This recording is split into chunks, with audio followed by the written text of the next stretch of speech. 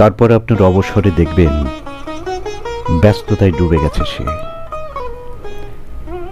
এখন যেমন আপনার জন্য অপেক্ষায় থাকে, এমন করে আপনিও তখন অপেক্ষা করবেন। দিনের পর দিন, মাসের পর মাস, এভাবে বছর কেটে যাবে। আপনাদের কথা হবে না। প্রথম প্রথম অপেক্ষারও অভিমান হবে, তারপর উপেক্ষা, তারপর অভিযোগ। একটা সময় হয়তো অপেক্ষা করতেই ভুলে যাবে। ভুলে যাবে পরিচিত হ্যালো বলার শব্দটাও।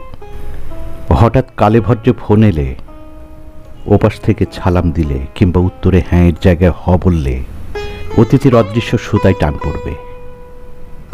কিন্তু ততদিনে যুগ পেরিয়ে যাবে সময়ের ব্যাপ্তিকাল।